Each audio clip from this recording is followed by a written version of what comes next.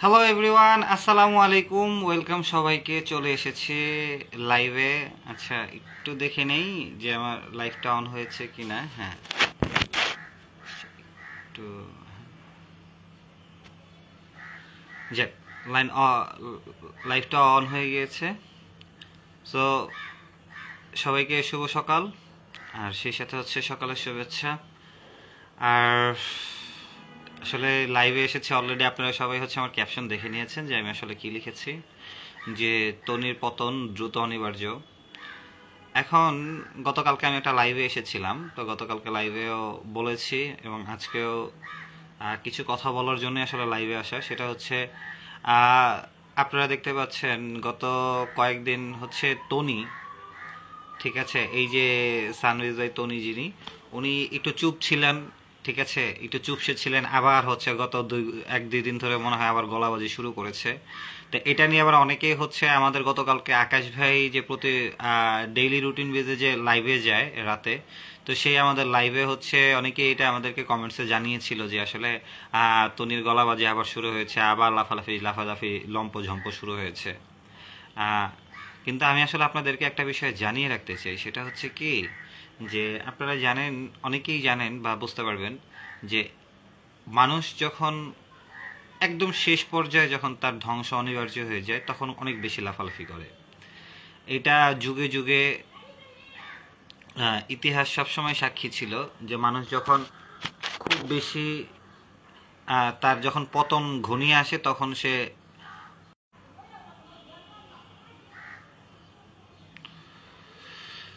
তো যাই হোক, যেটা বলছিলাম যে মানুষ যখন তার পতন যখন খুব দ্রুত ঘনিয়ে আসে, খুব কাছাকাছি চলে আসে তার পতন, তখন আসলে খুব বেশি লাফালাফি করে। আর সকাল সকাল আসলে লাইভে চলে আসছি। অনেকেই এখনো ঘুম থেকে উঠেছে, আবার অনেকে ব্যস্ততা, আসলে সবাই ব্যস্ততার মধ্যে দিয়ে যাচ্ছে। আর গতকালকে আসলে একটা মর্মান্তিক দুর্ঘটনা ঘটেছে, সেটা হচ্ছে আমাদের, আমরা সবাই এটা লক্ষ্য করেছি যে গতকালকে হচ্ছে প্রচণ্ড একটা ভূমিকম্প হয়েছিল। তো ভূমিকম্পে অনেক জায়গায় হচ্ছে অনেক ধরনের ক্ষয়ক্ষতি হয়েছে, অনেকেই হচ্ছে ক্ষতির সম্মুখীন হয়েছে। তা আসলে আমরা সবাই বেশি থেকে বেশি দোয়া করব যাতে যারা গতকালকে এই ভূমিকম্পে ক্ষতির সম্মুখীন হয়েছে, তারা যেন আসলে, তাদেরকে যেন আল্লাহ তালা, যারা আহত হয়েছে তাদেরকে আল্লাহ দ্রুত সুস্থ হওয়ার তৌফিক দান করুক। আর যদি যারা ক্ষতিগ্রস্ত হয়েছে তাদেরকে আল্লাহ তালা সহায়তা দান করুক। তো আসলে সবার জন্য সবার দোয়া করা উচিত। এবং গতকালকে থেকে আরেকটা কথা শুনতেছি যে আসলে নাকি গতকালকে যে আর্থকোয়াক যেটা হয়েছে, অর্থাৎ ভূমিকম্প, এটা নাকি সামনে আরেকটা হওয়ার সম্ভাবনা আছে। তো আসলে এই জন্য একটু আসলে শঙ্কিত হচ্ছে, তো যার কারণে আসলে চিন্তা করতেছি। তো যাই হোক, সকাল সকাল আসলে লাইভে আসা তনির বিষয়ে, এটার কারণ হচ্ছে একটাই, যে গতকালকে থেকে অনেকেই হচ্ছে আমাদের কমেন্টসে আসলে আপনারা কমেন্টস করেছেন যে তনি আবার লাফালাফি শুরু করছে, গত কয়েকদিন চুপ ছিল, আবার কেন লাফালাফি শুরু করছে। তো ওইটাই বলছিলাম যে আসলে লাফালাফি শুরু করার মূল কারণই হচ্ছে যে এখন মানুষের যখন ধ্বংসের দ্বার প্রান্তে চলে আসে তখন সে প্রচণ্ড ধরনের একটা লাফালাফি করে। আপনি যদি একটা, মানে এই যে আমরা যেমন কোরবানির সময় হচ্ছে গরু বা ছাগল এগুলো যখন কোরবানি দিই, জবাই করি, তো কী করে ওরা শেষ বেলায় প্রচণ্ড একটা লাফালাফি করে। আপনি যখন ছুরিও চালানো হয় তখনও কিন্তু ওরা প্রচণ্ড একটা লাফালাফি করে, ঠিক আছে, চিল্লাপাল্লা এটা করে। এটা মানুষ নিজের যান বাঁচানোর জন্য এটা চিল্লাপাল্লা লাফালাফি এটা করবেই। এই জন্যই তো আমাদের একটা কথা আছে যে পিপিলিকার পাখা গজায় মরিবার তলে, ঠিক আছে। তো এই জন্য আসলে যারা ওই যে চিন্তা করতেছেন যে এই তনির তো আবার শুরু করে দিছে, তনির তো আবার ইয়ে হয়ে গেছে, তা আবার সাহস বেড়ে গেছে, না, এটা সাহস বেড়ে যায় নাই, এটা হচ্ছে তার পতন দ্রুত ঘনিয়ে আসছে, এটা হচ্ছে তার নমুনা।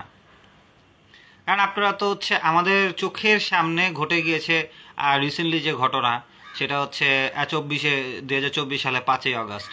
তা আপনারা তো দেখেছেন যে 5ই আগস্টের পতনের আগ পর্যন্ত কতটা লম্ফ জম্প লাফালাফি কত কিছু ছিল, তাই না? তো এগুলো স্বাভাবিক, এটা অস্বাভাবিক কিছু না, ঠিক আছে।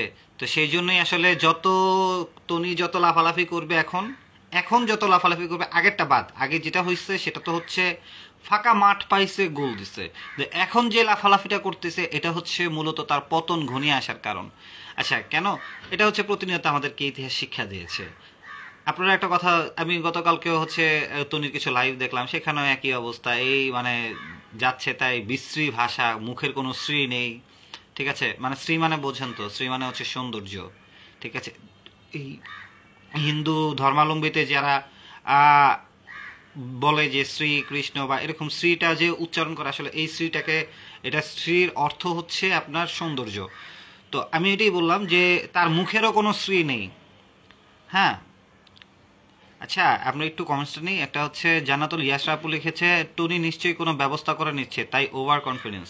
না আপু, এটা আসলে কিছুই না। ও ভাবতেছে যে আসলে ও এটা করতে পারবে, ওটা করতে পারবে, এ মানে এক্সেট্রা এক্সেট্রা, বাট আসলে এটা সম্ভব না। কারণ আপনার যখন পতন ঘনিয়ে আসবে তখন আপনি যতই চেষ্টা করেন না কেন, এটা কোনোভাবে কার্যকর না।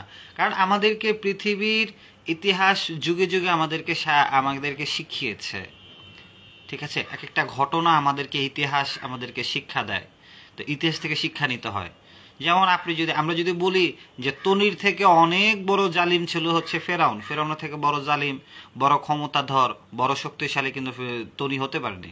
তো ফেরাউনে কিন্তু একদম নীলনদ যাওয়ার আগ পর্যন্ত কিন্তু তার ওভার কনফিডেন্স ছিল যে ও নীলনদ পার হয়ে গিয়েছে মুসা, তাহলে আমিও পার হয়ে যেতে পারবো, আর এটা কোনো বিষয় না। কিন্তু তার ওভার কনফিডেন্সই কিন্তু তাকে ধ্বংস করে দিছে। সো এগুলা নিয়ে আসলে প্যারা খাওয়ার কোনো কিছু নাই। আচ্ছা আরো লিখেছেন হচ্ছে, আপনারা কি আসলে পারবেন ভাই প্রমাণ করতে? আচ্ছা এখন কথা হচ্ছে আমরা পারবো কি পারবো না সেটার থেকেও বড় বিষয় হচ্ছে আমরা আসলে কতটুকু পেরেছি। ভবিষ্যৎ কি সেটা আমরা বলতে চাই না, ভবিষ্যৎ বলার এখতিয়ার আমাদের নেই। কিন্তু আমরা বর্তমান এবং অতীতকে একটা বিবেচনায় রাখতে পারি। আর সেটা হচ্ছে যে আমরা বর্তমানে আসলে কতটুকু পেরেছি, অতীত থেকে নিয়ে পর্যন্ত কতটুকু পেরেছি। যেমন আকাশ নবীর ভাই হচ্ছে যতটুকু বলেছে তার প্রত্যেকটা কথার কাজের প্রমাণ সে দিয়েছে কিনা। যেমন সবসময় বলা হয়েছে যে সারফারাজ, যেমন একটা ছিল যে সারফারাজ হচ্ছে কোথায় জন্মগ্রহণ করছে, লন্ডনে জন্মগ্রহণ করছে, বিদেশে জন্মগ্রহণ করছে। বুঝাইতে চাইছে যে সারফারাজের মাধ্যমে আসলে তারা ব্রিটিশ নাগরিক, ঠিক আছে, বৈদেশিক সিটিজেনশিপ পাইছে, হ্যান ত্যান এক্স ওয়াই যেটা, এগুলো বুঝাইতে চাইছে। কিন্তু আলটিমেটলি কিন্তু আকাশ ভাই গতকালকে কিন্তু সেই ধামাকাও ক্লোজ করে দিছে। কিভাবে? ওই যে কোন হসপিটাল হয়েছে এবং সেই হসপিটালে ডেলিভারি বিল যে কপিটা আছে, হসপিটালের যে বিলের কপি, এটা কিন্তু গতকালকে আকাশ ভাই তার ফেসবুকে পোস্ট করে দিয়েছে। সো ফেসবুকে পোস্ট করার পরে কিন্তু আসলে তার এই যে একটা মিথ্যা একটা যে গল্প ছিল, মিথ্যা প্রচারণা, সেটাও কিন্তু ভেঙে গিয়েছে। এরপরে আসেন তার বিয়ের বিষয়টাও কিন্তু আকাশ ভাই আর আমি তো ছিলাম, আকাশ ভাই আর আমি দুইজনে মিলে কাবিন নামার যে অরিজিনাল কপিটা, নীল সবুজ কাগজ যেটাকে বলা আর কি, নীল কাগজ, সেটাও কিন্তু আমরা এনে আপনাদের মাঝে উপস্থিত করে দিয়েছি। সো আমরা কি পারবো কি না সেটার থেকে বড় বিষয় হচ্ছে আমরা কতটুকু পেরেছি। আমরা যতটুকু পেরেছি তার উপরে হচ্ছে ডিপেন্ড করতেছে যে আমরা আসলে কতটুকু পারবো। কারণ আমি এখনো আমি বলতে পারি, আমি ইনশাল্লাহ বলতে পারি যে ইনশাল্লাহ আমরা যেটা বলেছি যে ইনশাল্লাহ আমরা বিজয় দিবসের আগেই, ঠিক আছে, আমরা সবকিছু ইনশাল্লাহ আপনাদের কাছে প্রকাশ করব। কিন্তু পারবো এটা আমাদেরকে এখনো বলবেন না, কারণ আমরা আসলে ভবিষ্যৎ বলতে চাই না। কারণ এমনও হতে পারে যে আপনাদের দোয়া, শোয়েব ভাইয়ের বদদোয়া, ঠিক আছে, সাদাত রহমানের ওয়াইফ এখনো জীবিত আছেন, সাদাত রহমানের সন্তান এখনো জীবিত আছেন, যাদেরকে হক, যাদেরকে ন্যায্য অধিকার থেকে বঞ্চিত করা হয়েছে তারা তো এখনো জীবিত আছেন, তারাও তো মাজলুম। এই মাজলুমের বদদোয়া, এই শোয়েব ভাইয়ের বদদোয়া, ঠিক আছে, এই যে অপরাধ, এইসবের নানান কারণেও তো হতে পারে তনি এর আগেই পতন ঘটে গেছে। আল্লাহ চাইলে পারে না? অবশ্যই পারে। আচ্ছা, তো এটাই বললাম যে কতটুকু পারবো তার থেকে বড় বিষয় হচ্ছে কতটুকু পেরেছি, সেটার উপরে ডিপেন্ড করেন। আর ইনশাল্লাহ আমরা আগামীতেও পারবো যদি আপনারা আমাদেরকে সহযোগিতা করেন, ভালোবাসা এবং যে বিশ্বাসটা আমাদের উপর রেখেছেন, যে সাপোর্টটা আমাদেরকে দিচ্ছেন, সেটা আমাদের যদি পাশে যদি থাকে তাহলে ইনশাল্লাহ আমরা অবশ্যই পারবো। আচ্ছা একজন লিখেছে হচ্ছে বিয়ের 20 দিন পর ছেলে হলো, তার বাবাকে এগুলো নিয়ে তনি কথা বলেন, তার বাবাকে এগুলো নিয়ে তনি কথা বলে না কেন? 2019 আর সাদাত রহমানকে বিয়ের ব্যাখ্যা দিতে বলেন তনিকে। ভাই আসলে তনিকে যে আমরা বলবো যে ব্যাখ্যা দেওয়ার জন্য, তনি ব্যাখ্যা দিবে না। আকাশ ভাই আপনি খুব ভালো করে জানেন তনি ব্যাখ্যা দেওয়ার মতো মানুষ না, কারণ ওর কাছে কোনো ব্যাখ্যা নাই। ওর কাছে ব্যাখ্যা নাই, যুক্তি নাই, যৌক্তিকতা নাই, নৈতিকতা নাই, কিচ্ছু নাই। ওর কাছে আছে হচ্ছে কি জানেন, মানে একটু খারাপ ভাষায় বলতে হয়, সেটা হচ্ছে একসময় আমরা মানে আমাদের পুরুষরা আমরা হচ্ছে মানে মনোরঞ্জন করার জন্য, রাজা বাদশারা মনোরঞ্জন করার জন্য আলাদা নর্তকী ভাড়া করতো টাকা দিয়ে। আর এখন হচ্ছে ওই নর্তকী টাকা ছাড়াই নাচ দেখায়। তার মধ্যে বাংলাদেশের একজন বড় নর্তকীর সিম্বল হচ্ছে এই তনি। কথা বুঝতে পারছেন? ও আপনারা কখনো হচ্ছে প্রমাণ দিবে না, কিচ্ছু দিবে না, ঠিক আছে? কারণ ওর স্বার্থে যেটা প্রয়োজন, ও স্বার্থের জন্য সব কিছু করতে পারে। ও 2 ঘন্টা আইসা ওর সব কিছু এক্সপোজ করতেছে লাইভে, এইটা করতেছে, এই কাগজ দেখাইতেছে, এইটা দেখাইতে, ওইটা দেখাইতেছে। আবার যখন ধরা খাই যেতেছে তখন বলতেছে ফেসবুক কি আদালত নাকি? এই তুই ফেসবুক যদি আদালত না হয় তা ফেসবুক কি তোর সংসার নাকি? তুই তো সেই সাদাত রহমানের থেকে সাথে সংসার করার থেকে শুরু করে সবকিছু তুই ফেসবুকে এক্সপোজ করে গেলি, করলি কেন? কেন করলি? এগুলো হচ্ছে ফাইজলামি। এটা হচ্ছে কি জানেন, নিজের বেলা 16 আনা, অন্যের বেলা 2 আনাও না। ওর মন চায়, ওর হচ্ছে ওর যেটা সুবিধা ওইটাই করবে। ও এটা প্রমাণ দিতে পারবে না, ওটা প্রমাণ ব্যাখ্যা দেওয়ার মতো মুখ ওর নাই, ব্যাখ্যা দেওয়ার মতো যোগ্যতা ওর নাই। সুতরাং এটা ওর কাছে জিজ্ঞেস করা মানে হচ্ছে মানে এটা ওর কাছে জিজ্ঞেস করা মানে কি জানেন, আমি হচ্ছে একটা দুধের শিশুর কাছ থেকে আমি বিজ্ঞান জানা। কথা বুঝেন না? এটা ওর কাছে জিজ্ঞেস করা লাভ নাই। আচ্ছা, জান্নাতুল ইয়াসরা বলেছেন শোয়েব ভাইকে বলেন ওনার ডিভোর্সের তারিখটা বলতে আপনাদের। শোয়েব ভাইয়ের সাথে আসলে আমার ওইভাবে কথা হয়নি, তবে আমরা চেষ্টা করবো আসলে। আর সবচেয়ে বড় কথা হচ্ছে আমি আপনাদেরকে আপনাদের জ্ঞাতার্থে একটা কথা জানিয়ে রাখি। আমাদের যে আকাশ নিবিড় জার্নালিস্ট যে সাংবাদিক আছেন আকাশ নিবিড় ভাই, আপনারা আসলে ওনার সম্পর্কে কতটুকু জানেন বা কতটুকু বুঝেন এটা আমি জানি না। হয়তো অনেকেই আছেন এখানে, বেশিরভাগই যারা আছেন তারা হচ্ছে তারা আকাশ নিবিড় ভাইকে চিনেছেন বর্ষ চৌধুরীর সময়। কিন্তু আমি পার্সোনালি আকাশ নিবিড় ভাইকে প্রফেশনালি চিনি হচ্ছে আমি নিজেও যখন একটি জাতীয় দৈনিকে যখন হচ্ছে অ্যাজ এ ক্রাইম রিপোর্টার হিসেবে কাজ করতাম, তখন আমার স্টার্টিং অ্যারাইজিং ছিল। সো ওই সময়টাতে হচ্ছে আমি আকাশ নিবিড় ভাইকে চিনি কিভাবে, যে আকাশ নিবিড় আর বাংলাদেশের মনে করেন যে 100 গতানুগতিক ধারার সাংবাদিক আর আকাশ নিবিড়, এদের মধ্যে কিন্তু আকাশ নিবিড় এজ এ ডিফারেন্ট। কেন ডিফারেন্ট? আমি বিনোদনের অনেক সাংবাদিককে দেখেছি, অনেক সাংবাদিক ভাইদেরকে দেখেছি যারা আমার সিনিয়র, যারা আমাদের কলিগ, ঠিক আছে? আমি অনেক সাংবাদিক ভাইদেরকে দেখেছি। তো আমি বিনোদনে ছিলাম না, বাট আমি হচ্ছে বিনোদনের সাথে অন্যভাবে সম্পর্কিত ছিলাম। কিভাবে? আমি মিডিয়াতে কাজ করতাম। সো এই হিসেবে আমি অনেক জার্নালিস্টদের সাথে আমার একটা পরিচয় ছিল বা আমি তাদের সাথে একটা সখ্যতা ছিল। সো আমি কিন্তু তখনও হচ্ছে সবাইকে দেখেছি আর আকাশ নিবিড়কে দেখেছি। যেমন আপনাদেরকে একটা কথা বলে রাখি, ঠিক আছে? এটা আকাশ নিবিড় ভাই কখনো স্বীকার করবে না, বলবো না, কিন্তু আমি বলি। সেটা হচ্ছে আকাশ নিবিড় যখন কোনো শোবিজের একটা টক শোতে যাচ্ছে কিংবা কোনো ধরনের একটা মিডিয়া রিলেটেড কোনো প্রোগ্রাম বা চলচ্চিত্র মহরত বা কোনো একটা নায়ক নায়িকা বা কোনো সেলিব্রিটির প্রোগ্রাম হচ্ছে, ওইখানে যখন আকাশ নিবিড় যায়, আকাশ নিবিড়কে দেখার পরে কিন্তু ওই প্রোগ্রামের যারা হোস্ট থাকে তারা কিন্তু একটু আতঙ্কিত থাকে। কেন থাকে জানেন? ফর এক্সাম্পল ধরেন আকাশ নিবিড় কোনো একটা প্রোগ্রামে গিয়েছে, সেখানে হচ্ছে একজন নায়িকা আসছে, বাংলাদেশের বেস্ট বা টপ একজন নায়িকা, সে এখনও একটা হোস্ট করবে, ঠিক আছে? সে একটু প্রেস ব্রিফিং করবে। তো যখনই সে দেখবে যে আকাশ নিবিড় আছে, তখনই সে মনে করেন একটু ইতস্তত বোধ করে। কেন জানেন? কারণ আকাশ নিবিড় হচ্ছে মালটাই এমন, হুট করে মনে করেন এমন একটা তলের খবরের মধ্যে খোঁচা দিয়ে দেবে, বের করে ফেলবে, পুরো এক্সপোজ। সো আকাশ নিবিড়কে কিন্তু আমি জানি, খুব ভালো করে চিনি। আকাশ নিবিড় কিন্তু হচ্ছে বিনোদন সাংবাদিকতার মাঝখানেও কিন্তু সে আসলে বিনোদনের ক্রাইমটাকে বিট করতো। সো আকাশ নিবিড়কে যদি মনে করেন হলুদ সাংবাদিক যারা বলেন, আসলে আমি যখন শুনি হলুদ সাংবাদিক যখন বলে তখন আমি হাসি। কেন হাসি জানেন? কারণ আকাশ নিবিড়কে কিন্তু পার্সোনালি আমি চিনি, ঠিক আছে? তো যাই হোক, এখন আচ্ছা বলেছে যে শোয়েব ভাইকে বলেন ওনার ডিভোর্সের তারিখটা বলতে আপনাদের। আচ্ছা, আমরা এটা অবশ্যই কথা বলবো, সমস্যা নেই। তবে একটা বিষয় হচ্ছে, যেটা বলছিলাম যে আকাশ নিবিড় ভাইকে আমি যেভাবে চিনি, তো আকাশ নিবিড় ভাই হচ্ছে এরকম একজন সাংবাদিক। তো আকাশ নিবিড় ভাই যখন কোনো কাজে নেমে যায়, ধরেন আপনার বিরুদ্ধে নেমেছে, তাহলে আপনি মনে রাখবেন আপনার জন্মকুণ্ডলী থেকে এই পর্যন্ত যা আছে, যা ঘটেছে, যা চলছে, যা করেছেন গোপনে প্রকাশ্যে আসমানের উপর আর জমিনের নিচে যেখানে করেন না কেন, প্রত্যেকটার এভিডেন্স আগে হচ্ছে আকাশ নিবিড় কালেক্ট করে, তার নিজের কাছে হচ্ছে জমা করে, এরপরে সে আপনার পিছনে লাগে। এর আগে কিন্তু আকাশ নিবিড় লাগে না। আকাশ নিবিড় সম্পর্কে আজকে গোপন কথাটা আমি বলে দিলাম, কারণ আপনারা আকাশ নিবিড় ভাইকে চিনেন হচ্ছে ফেসবুক সোশ্যাল মিডিয়ার মাধ্যমে বর্ষার পর থেকে, কিন্তু আমি পার্সোনালি আকাশ নিবিড় ভাইকে হচ্ছে আমার প্রফেশনালের জায়গা থেকে আগে থেকেই চিনি, কারণ উনি হচ্ছে কেমন মাপের একজন লোক এটা আমরা খুব ভালো করে জানি। এবং অনেক সাংবাদিক আছে যারা বিনোদনের সাংবাদিক, অনেকে হচ্ছে আকাশ নিবিড়কে দেখলে আসলে বিরক্ত। কেন বিরক্ত হয় আমি এটাও বলে দিই, সেটা হচ্ছে আমি ছোট করার জন্য বলছি না। অনেক বিনোদনের সাংবাদিক আছে যারা আসলে মিডিয়াতে বিনোদনের নিউজ বাইট করছে হচ্ছে সক্ষতা রেখে। ফর এক্সাম্পল হচ্ছে একজন নায়িকার সাথে, যারা সেলিব্রিটি আছে তাদের সাথে একটা গুড আন্ডারস্ট্যান্ডিং রেখে আসলে কাজ করার চেষ্টা করে। আর সেই জায়গায় আসলে আকাশ নিবিড় হয় কি, মানে আকাশ নিবিড় তো ওই কি বলে ওটা, তেল মাখতে হবে, তৈল মর্দন যেটাকে বলি আমরা, ঠিক আছে, তেল মাখামাখি করে আসলে কাজ করা, এটা আকাশ নিবিড় পছন্দ করে না।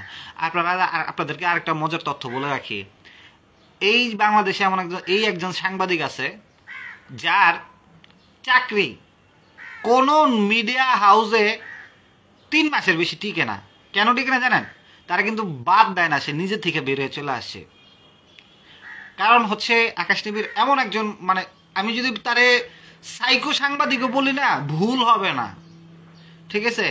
আকাশ নিবিড় ভাই মাইন্ড করেন না, তারা যদি আমি সাইকো সাংবাদিক বলি, তারা যদি বলি পাগলা সাংবাদিক, ভুল হবে না। কেন ভুল হবে না?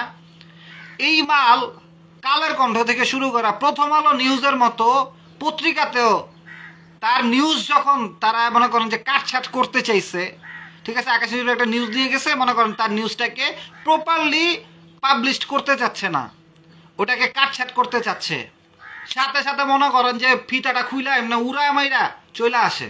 এটা হচ্ছে আকাশ নিবিড়। আমি পার্সোনালি তারা চিনি, এই জন্য আজকে বললাম। আকাশ নিবিড় ভাই তো নিজের সম্পর্কে এটা বলবে না, কিন্তু আমি বলে দিলাম। যারা ওই যে হলুদ সাংবাদিক বলে কথা বলেন, একটু আকাশ নিবিড়ের সম্পর্কে একটু জাইনা নিয়েন, মালটা কে, মালটা কি, কথা বুঝেন নাই? বাংলাদেশের যত সাংবাদিক দেখবেন সবার কাছ থেকে আপনি বায়োডাটা নেবেন, ভাই আপনি কয়টা মিডিয়া হাউসে চাকরি করছেন, সর্বোচ্চ তারা 5টা দেখাইতে পারবে, সর্বোচ্চ 5টা, এর বেশি দেখানোর ক্ষমতাও নাই। আর আকাশ টিভির বছরেই 5টা মনে করেন যে মিডিয়া হাউস ছেড়ে দেয়, যাই দিন কালের কণ্ঠ, প্রথম আলো, বাংলাদেশ প্রতিদিন থেকে শুরু করে যা আছে, ঠিক আছে, যা আছে যত পত্রিকা আছে, ভুয়া পত্রিকা না কিন্তু, লাইসেন্স, জাতীয় গণমাধ্যম, টেলিভিশন, এগুলো সব আকাশ নিবিড় মনে করেন যে ছাইরা দেওয়া চলে আসছে। ওই যে আকাশ নিবিড় যেটা প্রকাশ করতে চায়, এডিটর ওটাকে কাটছাট করবে বলেই সে মনে করেন ছাইরা দেয়। সো আকাশ নিবিড়কে যারা হলুদ সাংবাদিক বলেন একটু সাবধানে থাকেন, নেক্সট টাইম হলুদ সাংবাদিক বলতে যায় না, কারণ আকাশ নিবিড় অপসাংবাদিক না। হ্যাঁ, বাংলাদেশে এখনো মিডিয়াতে যত সাংবাদিক আছে তার মধ্যে কিন্তু আকাশ নিবিড়কে সবাই চিনে, কথা বুঝেন নাই? আর আচ্ছা, মেরিমা আপু হচ্ছে 100% রাইট জানিয়েছে, থ্যাংক ইউ আপু। আর জানাতুল ইয়াসা আপু লিখেছে, টনি বলছে আপনারা পাগল ছাগল আবাল চাবাল, নাকি দিনে 100টা লাইভ করলেও তার কিছু যায় আসে না, ও নাকি অনেক স্ট্রং। শোনেন, যারা জুলুমকারী জালেম, এরা সবসময় নিজের ক্ষমতাকে জাহির করবেই, এবং তারা বুঝাইতেই চাবে যে দুনিয়া উল্টাই গেলে আমার কিছু হবে না। মানতে চায় না, কিন্তু কেউ কখনো নিজের হার স্বীকার করতে চায় না, এটা কিন্তু ইতিহাস প্রমাণিত। আর আমরা যারা মুসলিম ধর্মের অনুসারী আছে, আমরা খুব ভালো করে জানি আবু জেহেল নবীজির সাথে ছিল, নবীজির চাচা, নবীজি তারা কানে কানে পর্যন্ত গিয়ে বলছে যে আপনি স্বীকার করে নেন আল্লাহ এক, একটু স্বীকার করেন, আমার ধর্মটা স্বীকার করেন। আবু জাহেল কি কথা, আমি মৃত্যুর ভয়, আমি শেষ বেলায় হচ্ছে আমি মোহাম্মদের ধর্ম স্বীকার করে নিয়েছি, এইটা যদি আমার গোত্রের লোকজন জানে, আমার অস্তিত্বই থাকবে না, আমার ক্ষমতাই থাকবে না, আমার মান সম্মানই থাকবে না। তো এটা তো আবু জাহেলের লক্ষণ। ফেরাউন দেখতেছে নীলনদ পার হয়েছে, আরে নীলনদের উপরে মুসা আলাহিস সালামের লাঠির বাড়ি দেওয়ার সাথে সাথে 12টা রাস্তা আল্লাহ করে দিছে, এখান থেকে পার হয়ে যাচ্ছে। তখনও মুসা বলতেছে আরে দূর কি হয়েছে, চল এরাক দিই, কিন্তু মুসা তো তখন দেখতেছে। তো আপনি জালেমদেরকে যতই আপনি চোখের সামনে তাদের নতিজা দেখান না কেন, তারা সহজে হার মানবে না। কেন মানবে না জানেন? যতক্ষণ পর্যন্ত তাদের পতন না ঘটবে ততক্ষণ পর্যন্ত তারা চুপ হবে না। এটাই হচ্ছে বাস্তবতা। এই জন্য আপনাদেরকে আসলে দেখায়, ও 100-200 লাইভ করলো, আমার কিছু কাজে যায় আসে না। আচ্ছা, তোমার যদি কিছু যায় না আসে, তাহলে তোমার কেন আসে এতদিন হচ্ছে ওই লাইভে এসে তোমাকে ব্যাখ্যা দিতে হইলো? এখন তুমি ব্যাখ্যা দিতে গিয়ে পারো না। যেমন একটা মজার বিষয় হচ্ছে, ও বলতেছে আমার নিজের টাকায় আমি এই, আমি সেই, আমি লসে আছি, হ্যান আছি, ত্যান আছি, এই নানান কাহিনী। একমাত্র বাংলাদেশে আকাশ টিভির উঠাইছে যে ওর 12 কোটি টাকা ব্যাংক লোন আছে। প্রথমে স্বীকার করে না, লাস্টে কিন্তু ঠিকই বলছে 4.5 কোটি টাকা লোন আছে। তাইলে আপনারাই বুঝেন যে ওর তো ওই যে তার যে স্টেটমেন্ট, ওই স্টেটমেন্টের থেকে তো তাকে তো এখন নামতে বাধ্য হইছে না? আপনারা বলতেছেন যে টনি কোনো কিছু কেয়ার করতেছে না। আমি বলতেছি টনি তার পতন, টনি এই যে টনি, এই টনি তার পতন, টনি হচ্ছে তার যে পতন হবে, তার পরাজয়, এটা সে আগেই স্বীকার করে নিচ্ছে। কিন্তু আপনারা বুঝতেছেন না। ফলাফলটা দেখতে পারবেন। কিভাবে দেখতে পারবেন আমি বলি, আর কিভাবে আগে পরাজয় বরণ করে নিছে সেটাও বলে দিচ্ছি। আকাশ টিভির একটা একটা করে যখন তথ্য উঠাইছে, যেগুলো ও কখনোই স্বীকার করতো না, বলতো না, আকাশ টিভির প্রমাণ করছে, আর ওগুলো নিয়ে চুপ হয়ে গেছে না? চুপ হয়েছে কিনা? যদি চুপ হয়ে যায় তাহলে এটি তো বোঝা যায় যে ও পরাজয় স্বীকার করে নিছে। তাহলে আপনারা তো হওয়ার তো কিছু নাই যে আসলে ও কেন করতেছে না, ও কেন মানতেছে না, ও তো মেনে নিছে। ফাইনাল খেলা দেখবেন, যে ফাইনাল যখন দেখবেন তখন দেখবেন ওর অস্তিত্বই নাই, ও শেষ, ও ভ্যানিশ। কারণ সত্যের সাথে মিথ্যা কতক্ষণ কুলাইতে পারবেন, কতক্ষণ টিকবে? আজকে একটা কথা বলে দেই, কিছু মনে করবেন না, টনি আপার উদ্দেশ্যেই বলি। গতকালকে ভূমিকম্প হয়েছে না? গতকালকে ভূমিকম্প তো হয়েছে। এই ভূমিকম্প হওয়ার কারণ কি জানেন? একটা অন্যতম কারণ বলে দিই। আল্লাহ রাসূল সাল্লাল্লাহু আলাইহি ওয়াসাল্লাম নিজেই স্পষ্ট বলে দিয়েছে যে সমাজে যখন অন্যায়, জুলুম, অশ্লীলতা, বেহায়াপনা যখন অনেক বেড়ে যাবে, তখন ভূমিকম্প হবে, প্রাকৃতিক দুর্যোগ হবে। এটা কিন্তু স্পষ্ট। যখন আল্লাহর কাছ থেকে মানুষের ভয় চলে যাবে আস্তে আস্তে, যখন ভয় চলে যাবে তখনই হচ্ছে ভূমিকম্প হবে। ভূমিকম্পের জন্য আলাদা একটা আয়াতই বলা হয়েছে, ইয়া আইয়ুহাল্লাযীনা আমানু ইন্না জালজালাতাশ শাআতি শাইউন আযীম, যে তোমরা ভূমিকম্প, ওই প্রচন্ড প্রকম্পন থেকে বাঁচার জন্য আল্লাহর উপর ভয় করো। আল্লাহ তাআলা কিন্তু স্পষ্ট বলে দিচ্ছে। এই তনির মতো লোকজন আজকে সমাজে অনেক বেড়ে গেছে। আজকে তো আমরা শুধু একটা তনিকে ধরছি, এরকম বাংলাদেশে অনেক ঘরে টনি আছে, কিন্তু আমরা সবাইকে ধরতে পারতেছি না। আপনারা যদি আমাদের পাশে থাকেন, আমরা এই এক টনির দৃষ্টান্তমূলক পতন যদি ঘটাইতে পারি, দেখবেন অলমোস্ট 50% টনি ভালো হয়ে গেছে। নতিজা দেখাইতে হবে, নতিজা না দেখাইলে কিন্তু হবে না। আকাশ ভাই হচ্ছে একটা কমেন্টস করছে, সেটা হচ্ছে 1 ঘন্টা লাইভ দেখতে চাই। ভাই আমি তো আসলে ওইভাবে লাইভ করতে পারি না। হ্যাঁ, এখন আসি, কারণ আপনার সত্য কথা বলতে কি ভাই, আপনাকে যখন হচ্ছে ওই যে ওই হলুদ সাংবাদিক, তারপর হচ্ছে চাকর বানাবে, এগুলো যখন বলছে আমার নিজের কাছে আসলে খারাপ লাগছে। আর যখন এই যে বিষয়গুলো জানলাম, আপনার কাছ থেকে অনেক কিছু জানলাম যে তনির বিষয়টা, তখন আমার নিজের কাছে খারাপ লাগছে যে না, আসলে এটার একটা বিহিত হওয়া উচিত। সত্যি কথা বলতে এটা বিহিত হওয়া উচিত। এখন আমি আমাদের গণমাধ্যমের কিছু রুলস রেগুলেশন, মিডিয়া হাউসগুলার এসব অনেক কিছুর কারণেই আসলে হয় কি, চাইলে অনেক নিউজ পাবলিশ করা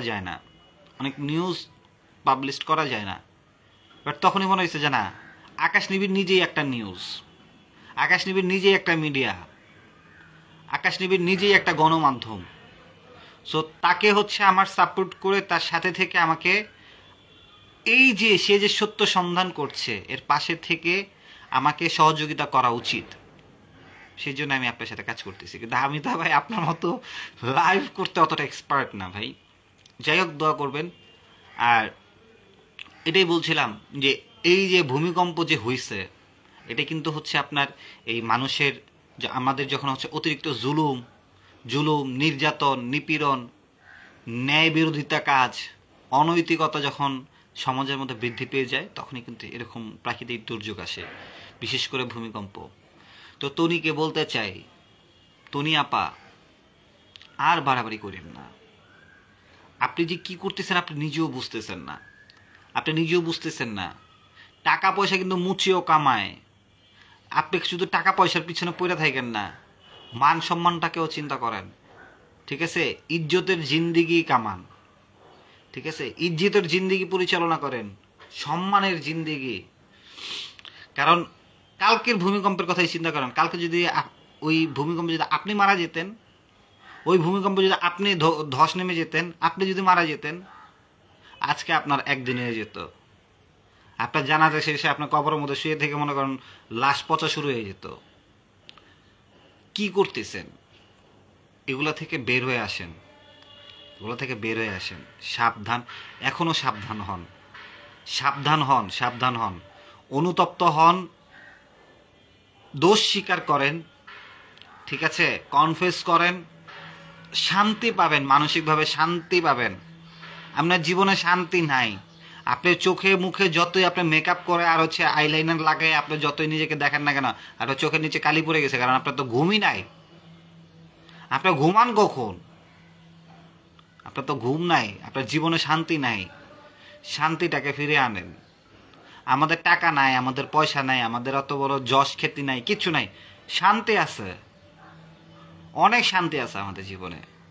আর আপনার শো অফ আছে, অনেক কিছু শো অফ করতে পারেন, কিন্তু আপনার জীবনে শান্তি নাই। কেন শান্তি নাই জানেন? কারণ আপনি হচ্ছে মানুষকে, আপনার আশেপাশে মানুষদেরকে আপনি নিজেই তো শান্তিতে থাকতে দেন না। আমি যদি আরো ছোট করে যদি বলতে চাই, সানভীর কথাটাই যদি বলি, এই একটা বাচ্চা মেয়ে, তার এই এক জীবনে কতটা মানুষের সে বাপ ডাকছে, কতটা মানুষের তার আপনি বাপ ডাকাইছেন। একটা মানুষের কয়টা বাপ হইতে পারে?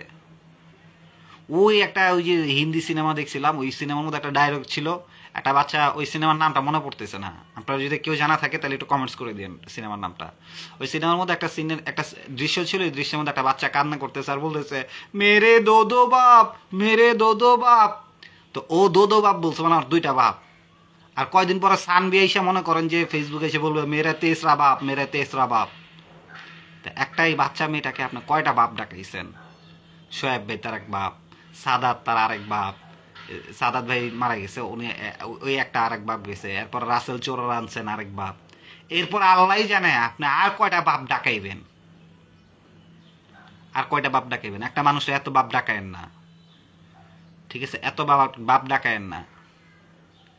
একটা কথা বলে দেই, সানভি আপনার সাথে আছে, কিন্তু আমি যদি ধর্মীয় জায়গা থেকেও যদি বলি, কারণ ভাই আমি দিন শেষে হচ্ছে আমার ধর্মটাকে আমি সম্মান করি, আমার ধর্মটাকে আমি ধারণ করি, সে আমার ধর্মের জায়গা থেকেও যদি আমি বলি, তাহলে সেই ক্ষেত্রে এই সানভির উপর আপনার অধিকার নেই।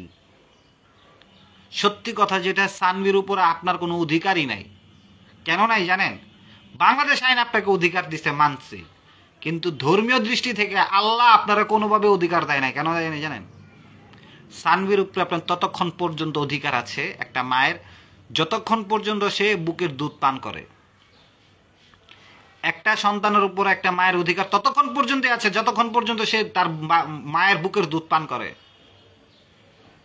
এরপরে হচ্ছে তার আর কোনো অধিকার থাকে না, এরপরে সম্পূর্ণ দায়িত্ব বাবা। এটা একটা বিষয়। দ্বিতীয় বিষয় হচ্ছে, আমরা অনেকে পালক বাপ বলি না, স্টেপ ফাদার, পালক বাপ, অ্যাডপ্টেড ফাদার যেটা বলি, অ্যাডপ্টেড ফাদার হয়, আর হচ্ছে আপনার স্টেপ ফাদার মানে হচ্ছে সৎ বাবা। সৎ বাবা বাবা ঠিক আছে, কিন্তু যারা হচ্ছে মনে করেন যে স্টেপ ফাদার, পালক বাপ, এটা কিন্তু কখনো বাবা না, জানেন? এটা কিন্তু ইসলাম কখনো স্বীকৃতি দেয় না। এর কারণ হচ্ছে আল্লাহ রাসূল এই কুসংস্কারকে ভাঙার জন্যই আল্লাহ রাসূল কিন্তু তার পালিত ছেলে ছিল, পালক পুত্র, সেই পালক পুত্রের স্ত্রীকে সে বিয়ে করছে। পালক পুত্র মারা যাওয়ার পরে সেই ইদ্যত শেষ করে ওই পালক পুত্রের স্ত্রীকে বিয়ে করে এই নিয়মটাকে ভাঙছে, যারা মনে করে যে পালক পুত্র হচ্ছে নিজের পুত্র, না, এটাকে ভাঙার জন্য কিন্তু আল্লাহ রাসূল কিন্তু ওই কাজটা করছে। তা আপনি কিন্তু সানভীর উপরে ধর্মীয় দৃষ্টি থেকে কিন্তু আপনার অধিকার রাখেন না। কেন রাখেন না জানেন? কারণ আপনারা হচ্ছে সানভীকে দুধ খাওয়ানো শেষ। সানভীর ভাবে এখনো জীবিত আছে, শেব ভাই এখনো আছে। আপনি এই মানুষটাকে দেখতে দেন না। আপনি এই মানুষটাকে তার কলিজার সন্তান থেকে আপনি তাকে দূরে রাখছেন। এলিগেশন দিচ্ছেন যে টাকা দিতে পারে না, পয়সা দিতে পারে না, হ্যান না তেন না। আরে সানভীর বাবা তো সানভীরের রাস্তায় ভিক্ষা করায় নাই, রাস্তায় ভিক্ষা করাইছে। সানভীর বাবা তো সানভীরের দিয়ে তো কোনো এই চাকর বাকরে কাজ করে নাই, কাজ করাইছে? কিছুই করায় নাই। হয়তোবা আপনি ডেইলি 500 টাকা দামের চকলেট খাওয়াইতে পারেন, সানভীর বাবা হয়তো 500 টাকা দামের চকলেট খাওয়াইতে পারে না, 50 টাকার চকলেট তো খাওয়াইতে পারে। আপনি তাকে 10,000 টাকার ড্রেস দিতে পারেন, হয়তো সানভীর বাবা 10,000 টাকার ড্রেস দিতে পারে না, কিন্তু সে 1,000 টাকার বা 500 টাকার ড্রেস তো পরাইতে পারে, পরাইতে তো পারে। কিন্তু এখানে একটা বিষয় হচ্ছে, সানভীর জীবন আপনি নষ্ট করছেন। কিভাবে নষ্ট করছেন জানেন? কারণ হচ্ছে সানভীকে কষ্ট শিখান নাই, সানভীকে লাক্সারিয়াস লাইফ দিচ্ছেন। আচ্ছা, মানুষের সবসময় অর্থ সম্পদ কি এক থাকে, একই থাকে, একই রকম থাকে? উত্থান পতন কি আসে না? আজকে সানভীকে আপনি লাক্সারিয়াস লাইফ লিড করানো আপনি প্র্যাকটিস করাইতেছেন। একটা সময় যদি সানভীর জীবনে যদি কখনো ধস নেমে আসে, ও যদি রাস্তার ভোগী রয়ে যায়, তখন কি করবেন? তখন তো এটার সাথে অ্যাডজাস্ট করতে পারবে না। কিন্তু এই জন্য মধ্যবিত্তরা সব জায়গায় অ্যাডজাস্ট করতে পারে। কেন জানেন? মধ্যবিত্ত যখন নিম্ন মধ্যবিত্ত গরিব হয় তখনও সে অ্যাডজাস্ট করতে পারে, বা সে যখন ধনী হয় তখনও ওটার সাথে অ্যাডজাস্ট করতে পারে, কারণ সে মধ্যম অবস্থায় ছিল। কিন্তু আপনার মতো যারা ফকিন্নি, ফকিন্নি একদম মনে করেন যে সেই ফকিন্নি ঘর থেকে উঠে আসে, সরি ডোন্ট মাইন্ড, আমি আসলে আপনাকে ছোট করতে চাচ্ছি না, কিন্তু একটা হচ্ছে আর্থিক দিক থেকে ফকিন্নি, বিষয়টা এরকম না। আর্থিক দিকের থেকেও বড় হচ্ছে মনস্তাত্ত্বিক দিক থেকে, সামাজিকতার জায়গা থেকে, চরিত্রের জায়গা থেকে, স্বভাবের জায়গা থেকে যে ফকিন্নি, তারা যখন হুট করে এতগুলো টাকা পেয়ে যায়, তখন কিন্তু তাদের এই যে আপনার যে মুখের ভাষা যে এরকম এত বাজে হয়েছে না, এটা কেন হয়েছে জানেন? আলী রাদিয়াল্লাহু তাআলা একটা হাদিস বলে দেয়। আলী রাদিয়াল্লাহু তাআলা একটা কথা আছে স্পষ্ট, অযোগ্যরা যখন যজ্ঞের চেয়ারে গিয়ে বসে তখন কি কি সিমটম হয় সেটা আলী রাদিয়াল্লাহু তাআলা স্পষ্ট বলে দিয়েছে। তখন মুখের ভাষা নষ্ট হয়ে যায়, দাম্ভিকতা চলে আসে। কারণ আপনি যে জিনিসটা ডিজার্ভ করেন না, সেটা যখন আপনি পেয়ে যান, তখন আপনার মুখ থেকে এরকম দাম্ভিকতা চলে আসে, এরকম বাজে কথা, বাজে ব্যবহার চলে আসে, হিংসা চলে আসে, অহংকার, অহমিকা মাটিতে পা পড়ে না। কারণ আপনার তো ব্লাডের মধ্যে, রক্তে তো আপনার সেই জমিদারি নাই, আপনার ব্লাডের জমিদারি নাই, আপনার রক্তের মধ্যে সেই মানে আভিজাত্যের যে বিষয়টা ওটা নাই। একটা একুরিয়ামের মাছকে যখন আপনি হুট করে যখন পানিতে ছেড়ে দিবেন না সমুদ্রে, ওর লাফালাফি, ওর লাফালাফি দেখলে মাঝে মধ্যে তিমি মাছও ভয় পেয়ে যায়, কিরে এত লাফায় কেন? কারণ সমুদ্রের মধ্যে সব মাছ তো শান্তভাবে দলবদ্ধভাবে চলতে থাকে শৃঙ্খলার সাথে। আপনার থেকেও তারা খুব বেশি শৃঙ্খল। কিন্তু ওই যে একুরিয়ামে মাছ যেটা যখন যায়, ও তখন প্রচন্ড লাফালাফি করে, এদিকে দিকে ইয়ে করতে থাকে। আপনার হচ্ছে এই অবস্থা, কিন্তু হুট করে অনেক কিছু পেয়ে গেছেন। তো যাই হোক, আমি যেটা বলতে চাচ্ছিলাম সেটা হচ্ছে, আকাশ নিবিড়কে নিয়ে যে আপনি এই কথাগুলো বলেন, তারপরে এসে আপনি লাইভে এসে এটা বলেন ওটা বলেন, এগুলা বাদ দেন। মানুষকে যারে তারে গালিগালাজ করতেছেন, র্যান্ডমলি গালি দিচ্ছেন। আমার কাছে সবচেয়ে খারাপ লাগছে হচ্ছে ওই অ্যাডভোকেট আপাটার জন্য। আপা, আপনি সাইবার বুলিং নিয়ে পোস্ট করছেন, লিখছেন, সবই ঠিক আছে, মানলাম, ভালো লাগছে, কিন্তু আপনি ট্যাগ করছেন কারে? রুবায়েত ফাতেমা তনি আর আখি আক্তার? ভাইরাল হইতে চান আপা? ভাইরাল হওয়া খুব দরকার। আইনজীবী এখন ভাইরাল হইতে হবে আপনাকে, ভাইরাল হয়েন, সমস্যা নাই। একটা খালি মনে রাখেন, ভাইরাল হতে যেতেছেন তো, একদিন খালি আপনার জীবনে একটা, আপনার জীবনে যদি তনি বা বর্ষের মতো যদি কোনো ধরনের ফাঁক থাকে, আপনার ভাইরাল হইতে হবে না। আকাশ নিবিড় আপনারা আকাশ নিবিড় মনে করেন ধৈরা বসবে, কারণ আকাশ নিবিড় কিন্তু আপোষ করার লোক না, আকাশ নিবিড় কিন্তু ছাড় দেওয়ার লোক না। কেউ যদি মনে করে আকাশ নিবিড়, ও আকাশ নিবিড় আমাকে খুব ভালোবাসে, আকাশ নিবিড় আমাকে সাথে খুব ভালো সম্পর্ক, এটা কোনো বিষয় না, ডাজেন্ট ম্যাটার। কচু কচু আকাশ নিবিড়ের বাল চিনছেন আপনি?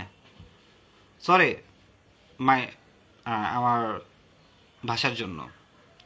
আকাশ নিবিড় কচু চিনছেন? আকাশ নিবিড় সবার সাথে ভালো, ততক্ষণ পর্যন্ত ভালো যতক্ষণ পর্যন্ত আপনি ভালো। কিন্তু আপনার এই ভালোর মুখোশে যখনই একটু কালো দেখবে, তখন আপনার পৃথিবীতে সবচেয়ে বেশি খারাপ মানুষটা হিসেবে দাঁড়াবে হচ্ছে আকাশ নিবিড়, কারণ সে তখন প্রতিবাদ করে বুঝবে। সুতরাং এই আকাশ নিবিড়ের সাথে লাগতে যান না। আর আরেকটা কথা হচ্ছে, পতন চলে আসছে তনি আপা, আপনার কিন্তু পতন চলে আসছে, পতন অনিবার্য। সুতরাং আপনি এখন সাবধান হন, সাবধানতা অবলম্বন করেন। আপনি শোয়েব ভাইয়ের কাছে গিয়ে মাফ চান, আপনি মাফ চান। আপনি তো এইটারই ব্যাখ্যা দিতে পারবেন না। আপনি তো যে এত চটং বটং করেন, তাহলে আসেন লাইভে, আসেন আমাদের সাথে, আসেন আসেন প্রোগ্রাম করে, আসেন টকশো করে। হয় আপনি আমাদের লাইভে আসেন, হয় আপনি আকাশ টিভির লাইভে আসেন, নাহলে আকাশ টিভির ডাক দিয়ে আপনার লাইভে নিয়ে যান। চলেন দেখি আপনার কত সাহস আছে, দেখি না আপনার কত সাহস আছে, কত সৎ সাহস আছে। আসেন দেখি একটু। আপনি আকাশ টিভির আপনার লাইভে নিয়ে যান, মৌসুল তারা নিয়ে আপনার লাইভে বসেন, ঠিক আছে? প্রয়োজনে আপনার সাথে আপনারও সাপোর্টিং এর লোক রাখেন। ওই যে দিশার মা আছে, তারপরে কি সঞ্জিতা আপা আছে, এরপর আরো যারা যারা আপনার সাপোর্টে, তাদেরকেও নেন, কোলাবরেট করে বসেন না, দেখি না আপনার কত সৎ সাহস আছে। যৌক্তিকতা নিয়ে, এভিডেন্স নিয়ে বসেন, দেখি পারবেন? আছে সেই সৎ সাহস? চ্যালেঞ্জ ছুড়ে দিলাম, আসেন। আপনারা আকাশ টিভির সাথে বসতে হবে না, আকাশ টিভির তো অনেক পরের বিষয়, সেটা ফাইনাল, মানে ফাইনাল রাউন্ডের খেলা। সেমিফাইনাল তো মো আপু, আপনি ওই সেমিফাইনাল ফাইনাল থেকে বাদ দেন, আপনি আমার সাথে টেস্টে আসেন, দেখি আসেন আমার সাথে টেস্টে এসে বসেন, লাইভে আসেন আমার সাথে। হয় আপনার লাইভে আমাকে নেন, নাহলে আমার কোনো লাইভে যদি আপনি আসতে চান বলেন, নাহলে কোথায় আসতে হবে, কোন লাইভে আসবেন, আসেন। যা জাতির সামনে, জনগণের সামনে বসি, দেখি আপনি আসলে এত যে চটং পটং করতেছেন, মানুষকে বুঝাইতেছেন, মাইন্ড ডাইভার্ট করতে চাইতেছেন। আরে করি না আমি, এগুলো কোনো দাম দিই না, পাত্তা দিই না। কচু কচু যারা সাইকোলজি বুঝে, যারা সাইকিয়াট্রিস্ট, যারা হিউম্যান সাইকোলজি নিয়ে পড়াশোনা করে বা হিউম্যান সাইকোলজি রিসার্চ করে, ওরা আপনার চোখ দেখলেই বুঝে যে আপনি ওই আপনার ভয়টাকে ঢাকার জন্য যখন একটু চিল্লাম দিয়ে কথা বলেন, এটা আমরা বুঝি। আপনারা অনেকে নাগরদোলায় চড়ছেন না? নাগরদোলায় চড়ছেন তো, একটা হিউম্যান সাইকোলজি বুঝাই আপনাদেরকে। অনেকে নাগরদোলায় চড়ছেন, অনেকে হচ্ছে বিভিন্ন রাইডে উঠছেন না? আচ্ছা, উঠার পরে সবাই ওই যখন মনে করেন যে এই যে নাগরদোলা এমনি বড় ঘুরতে এসে, তখন সবাই জোরে চিৎকার দেয় না? জোরে চিৎকার দেয় তো। আচ্ছা, এটা কেন দেয় বলেন তো? জানেন? এই জোরে চিৎকারটা দেয় হচ্ছে যখন মনের মধ্যে ভয় কাজ করে, তখন জোরে চিৎকার দিলে ভয়টা দমে যায়, কেটে যায়। তো এটাই বুঝতে হবে তো। গত লাস্ট কয়েকদিন ভয়ে ছিল কে? রুবায়াত ফাতেমা তন্নি। যদি মৌসুলতান আপুর ভাষায় বলি তাহলে পাঙ্গাস মাছমুখী তন্নি, এমনি ভয়ে ছিল। এইটা আবার যখন লাইভে এসে বলতেছেন যে চুপ হয়ে গেছে, থেমে গেছে, তখনই সে চিন্তা করছে হ্যাঁ কি করবো, আয় লাগা চিল্লা শুরু করছে। চিল্লানো দেখে আপনাদের কনফিউজ হওয়ার কিচ্ছু নাই, মাইন্ড ডাইভার্ট করতেছে। বুঝতে হবে মাইন্ডটাকে ডাইভার্ট করার ট্রাই করতেছে। কারণ এই রুবায়াত ফাতেমা তনি, আমার যে বোনেরা আমার সাথে এই যে লাইভে আছেন, আমার যে মা বোনেরা আমাকে যে সাপোর্ট করতেছেন, আকাশ ভাইকে সাপোর্ট করতেছেন, আপনারা খুবই সাধারণ একজন মানুষ, সাধারণ জীবন যাপন, সরল মনের মানুষ। তো আপনাদের মতো কিন্তু তনি না, তনি কিন্তু আপনাদের মতো না, ও কিন্তু অনেক ধুরন্ধর। আপনাদের মধ্যে যেমন কোনো প্যাচ গোছ নাই, কিন্তু তনির ভিতরে প্যাচ জিলাপি ছাড়া কিছুই নেই। এই জন্য ও কিন্তু প্রচন্ড লেভেলের চালাক, আর এই চালাকি দিয়ে কিন্তু অনেক কিছু করছে।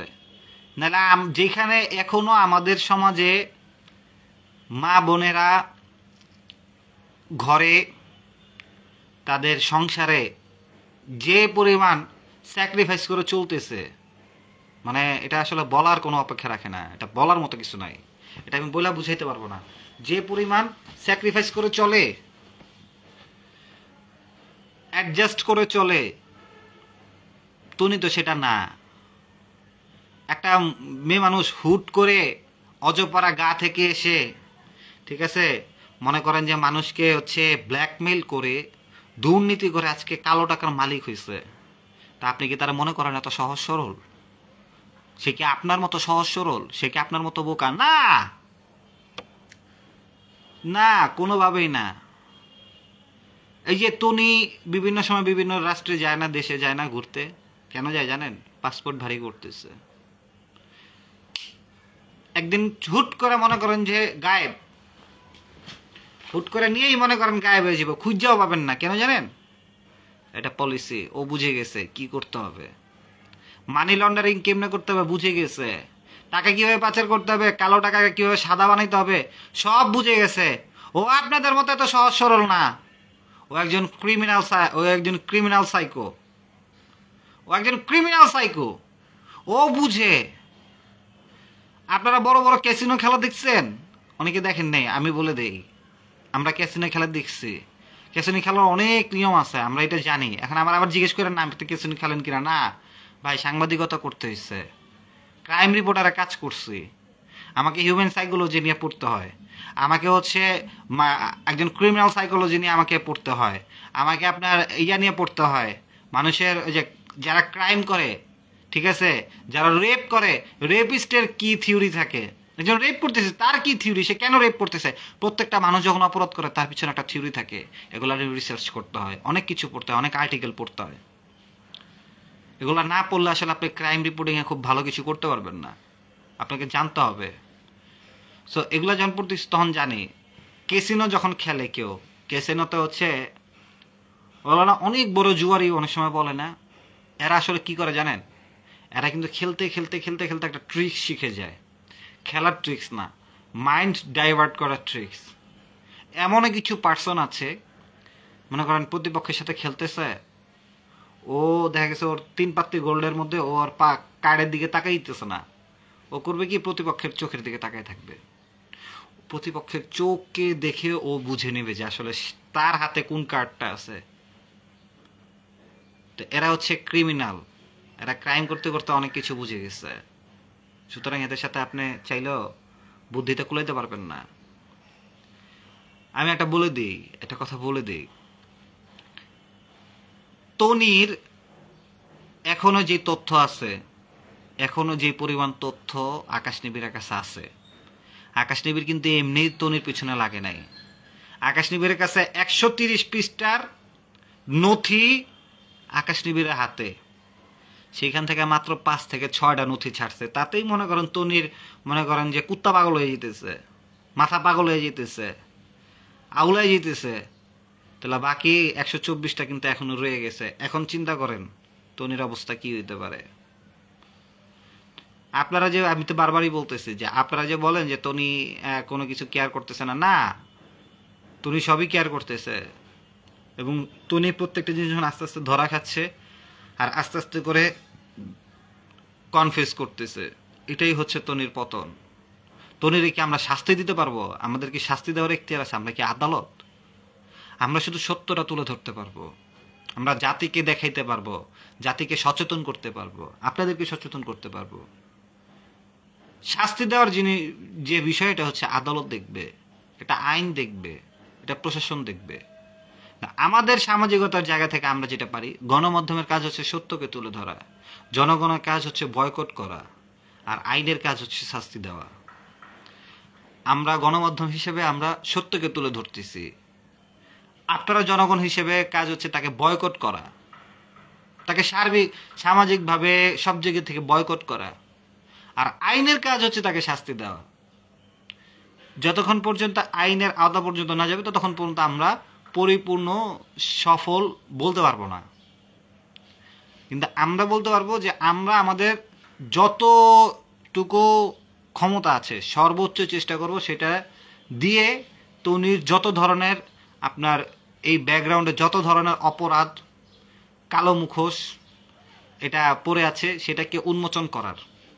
বাদ বাকিটা হচ্ছে করবেন আপনারা, আইন এরা হচ্ছে বিচার করবে। আমরা বিচারক না, আমরা আপনাদের কাছে সত্যকে তুলে ধরছি। আমার মাথায় এখনো এই জিনিসটাই ঢুকাইতে পারতেছি না যে কিভাবে একটা কুমারী মেয়ে বিয়ের ঠিক 20 দিনের দিন বাচ্চা ডাউনলোড করে। আপনি কি বুঝতেছেন যে চাইলে এই যে মামলার কথা বলে, মামলার কয়টা ধারা জানে তনি? এখন এই যে গত কয়েকদিন ধরে দেখতেছি তনি নাকি এখন ইয়া হইতে চায়, কি বলো এটা, লয়ার হইতে চায়। কেন জানেন? যে লয়ার হইতে চায়, সে নাকি এখন ল নিয়ে পড়বে, লয়ার হবে। কেন হইতে চায় বুঝছেন? কারণ তার এত পরিমাণে হচ্ছে ক্রাইম হয়ে গেছে, সে নিজেকে বাঁচানোর জন্য নিজেই ল জানতে যাচ্ছে। আসেন আমি আপনাকে একটু ল জানায় দিই। সেটা হচ্ছে এই যে আপনি যে বিয়ে করছেন না, বিয়ে করছেন কি সাদাত রহমানকে, আপনার কাবিননামা আমাদের কাছে চলে আসছে, জাতির সামনে আমরা তুলে ধরছি। এই কাবিননামায় আপনি লিখেছেন কুমারী, কুমারী কুমারী লিখে আপনি বিয়ে করছেন, তাই না? এখন হয়তো আপনি বলতে পারেন যে বাচ্চার বিষয়টা, যে কুমারী হওয়ার 20 দিন পরে বাচ্চা হয়ে গেছে। প্রথম কথা আমার তো এটাই মাথায় ঢুকতেছে না যে বাচ্চা হইলে কেমনে তাহলে 20 দিন পরে। আচ্ছা, দ্বিতীয় বিষয় হচ্ছে আপনি যদি কুমারী হয়েই থাকেন তাহলে সাদাত রহমান আপনাকে কিভাবে, আপনি যখন বিয়ে করছেন তখন কি আপনার প্রেগনেন্ট ছিল না? এটা তো একটা মেয়ে মানুষের 3 মাস পরেই তো তার পেট দেখলে বোঝা যায়, আর বাচ্চা হইতে 6 থেকে 7 মাস, তো 7 থেকে 8 মাস সময় অবশ্যই লাগে, এরকমই সম্ভব না। ঠিক আছে, তো এটা কি দেখে কি সাদাত রহমান বুঝে নাই? বুঝছে ঠিকই। তাহলে সাদাত রহমান বিয়ে করলো কেন, প্রশ্নটা যদি এটা আসে, আসেন এটার উত্তর দিয়ে দিচ্ছি। কারণ সাদাত রহমান তো বিয়ে করতে চায় না, তাকে তো ফাঁসাইছে, তাকে তো ব্ল্যাকমেল করে, তাকে তো জোর করে গিয়ে ব্ল্যাকমেল করে তাকে বিয়ে করছে। এই জন্য সাদাত রহমান করতে বাধ্য হয়েছে। কিন্তু এখন আইনটা হচ্ছে সাদাত রহমান আপনি ব্ল্যাকমেল করেন আর গলায় ছুরি ঠেকান আর পায়ে ছুরি ঠেকান, যেদিকে মন চায় সেদিকেই ঠেকান। কিন্তু কথা হচ্ছে আপনি যে সাদাত রহমানকে বিয়ে করছেন, আপনি যে ওই কাবিননামার মধ্যে উল্লেখ করছেন আপনি কুমারী, আর অথচ আপনি যে এর আগে বিবাহিত ছিলেন এবং ডিভোর্সে, ওই কথাটা যে উল্লেখ করেন নাই, বাংলাদেশ দণ্ডবিধি আইনে আপনি কিন্তু 7 বছর এবং তার পাশাপাশি অর্থদণ্ডে দণ্ডিত কিন্তু একজন অপরাধী। এটা জানেন আপনি? একটু সার্চ দিয়ে দেখে নিন, অথবা আপনার লয়ারের সাথে কথা বইলা নিয়েন যে বিবাহের রেজিস্ট্রেশনে কোনো ধরনের তথ্য গোপন করা কিংবা কোনো মিথ্যা তথ্য দেওয়া, ঠিক আছে, এটা শুধু বিবাহ রেজিস্ট্রেশন না, সরকারিভাবেও বা সরকারের কোনো খাতে মিথ্যা তথ্য দেওয়া, মিথ্যা সাক্ষ্য দেওয়া, মিথ্যা কোনো কিছু স্টেটমেন্ট দেওয়া, জবানবন্দি দেওয়া, এটা যদি কোনোভাবে প্রমাণ হয় তাহলে 7 বছর কারাদণ্ড। 7 বছরের কারাদণ্ড পাশাপাশি হচ্ছে অর্থদণ্ড আছে। সো আইন আমাদেরকে শিখাইতে আইসেন না। আইন আগে নিজে শিখেন, নিজে আইন শিখেন, নিজে আইন শিখে সেই আইন অনুযায়ী কাজ করেন। মানুষকে আইন শিখাইতে হবে না। সাইবার বুলিং, ওই আপনি ওই ডিএসএ, ডিজিটাল সিকিউরিটি অ্যাক্ট করেন, ওই ডিএসএ দিয়ে তো গত 16 বছর হাসিনাই ফ্যাসিজম চালাইছে। ওই আইনটাই তো আমরা বাতিল করে দিব। আমরা তো ওইটাই চাইতেছি। কারণ আপনি বলতে পারেন না, আমি বলতে পারি। কেন বলতে পারি জানেন? কারণ আমি হচ্ছে একজন জুলাই যোদ্ধা। জুলাইয়ের সময় আমি যাত্রাবাড়িতে ছিলাম। এই দেশটা যে আজকে যে আপনি যে বিএনপি নিয়ে পোস্ট করেন, এই যে বিএনপি নিয়ে পোস্ট করতেছেন, হ্যাঁ বিএনপি নিয়ে আপনি এখন যে শুভেচ্ছা জানান, 16 বছর আওয়ামী লীগের পাচাটামি করছেন, দালালি করছেন, রক্ষিতাগিরি করছেন, কইরা এসে এখন আপনি হচ্ছে বিএনপি নিয়ে পোস্ট করেন, তারেক রহমান নিয়ে। আপনার কপালে এটা আছে, বুঝছেন? বাদ দেন, ভালো হয়ে যান।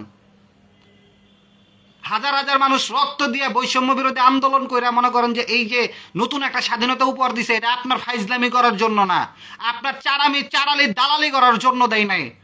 আমার গায়ে লাগে কেন জানেন? কারণ আমিও জুলাই একজন যোদ্ধা ছিলাম, জুলাই আন্দোলনে আমিও ছিলাম।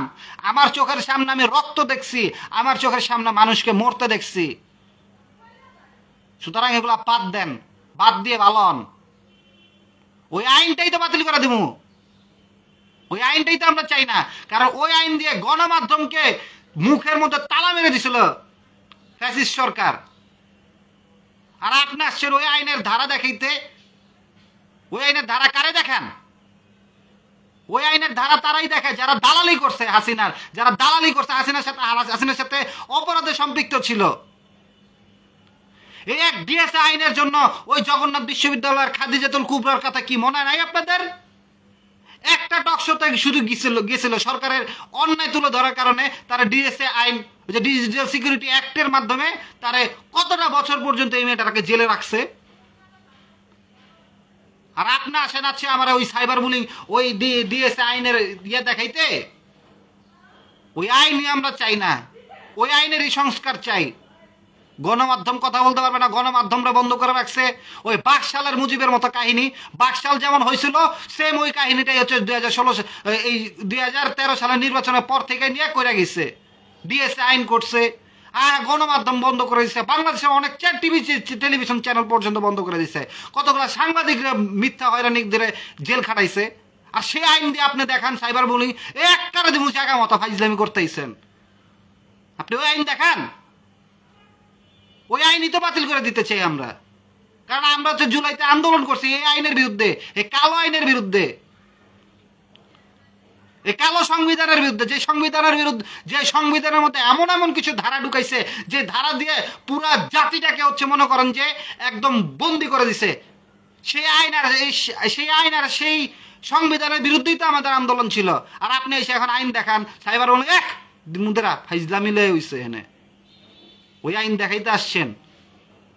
ওই আইন নিয়ে যারা কথা বলে, ওই আইন নিয়ে যারা লাফাজাফি করে, মনে করবেন ওগুলোই হচ্ছে ফ্যাসিস্টের দালাল, ফ্যাসিস্টের দোসর যারা, তারাই হচ্ছে ওই আইন দেখায়, ওই সংবিধান দেখায়।